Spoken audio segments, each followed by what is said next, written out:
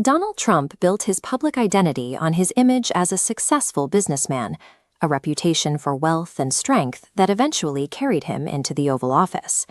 This pristine image stands in contrast to a 50-year record of lawsuits, corporate bankruptcies, and financial losses that remained largely hidden from his supporters. He has sustained this persona through a series of legal and financial crises that would have dismantled most public careers. His ability to survive these moments follows a consistent three-part logic he refined in the New York real estate market of the 1970s. Understanding how he maintains his influence requires looking past the daily headlines to see how these underlying mechanics actually function. This process often begins with the licensing of his name. He attaches his brand to high-stakes ventures, then secures his own profit while those with less leverage bear the financial risk. Trump University followed this pattern. Despite the name, it offered no actual degrees, instead functioning as a series of expensive sales seminars. Students were pressured into buying packages that cost as much as $35,000. He applied a similar approach to his charitable foundation. Rather than donating his own money, the Trump Foundation primarily collected and gave away funds provided by other people. On his construction sites, he relied on undocumented labor to cut costs. In 1980, he hired Polish immigrants to clear the site for Trump Tower, often requiring 12-hour shifts with no safety equipment and, at times, no pay at all. During these projects, he also purchased concrete from firms controlled by New York mafia bosses, including Anthony Salerno and Paul Castellano. These business practices inevitably created a paper trail of victims and legal complaints. When that evidence draws official scrutiny, the response shifts immediately to suppression. The second stage of his approach is the aggressive containment of information the moment his actions are questioned.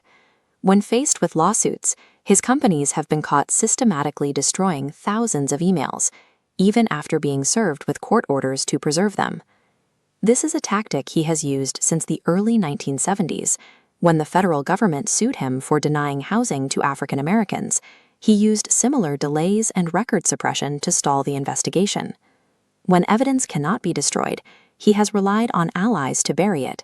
This includes catch-and-kill arrangements with the National Enquirer, which paid $30,000 to a former doorman to keep an embarrassing story out of the press.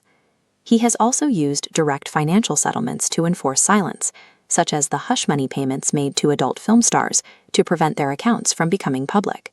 Deleted emails and private settlements can only hold back so much. When the facts eventually leak, he pivots to a final defense designed to overwhelm the public's attention. If suppression fails, he moves to seize control of the narrative through an offensive strategy of deflection. He often deflects by projecting his own vulnerabilities onto his opponents. While his company was actively destroying its own records, he centered his presidential campaign on attacking Hillary Clinton's management of her emails. This chart visualizes the scale of this misinformation strategy. Since taking office, analysts tracked his public statements and recorded an average of 6.5 false or misleading claims every single day. He also uses conspiracy theories as tools for misdirection, injecting stories about Barack Obama's birthplace or Ted Cruz's father into the news cycle to pull focus away from his own financial or legal troubles. These public statements function as a smokescreen. They are designed to keep the public arguing over the latest provocation rather than examining his actual record. The same methods used to navigate New York real estate eventually became the primary tools for managing his political image as president. When he was selecting a running mate, his team approached John Kasich with an offer to be the most powerful vice president in history, in charge of all domestic and foreign policy.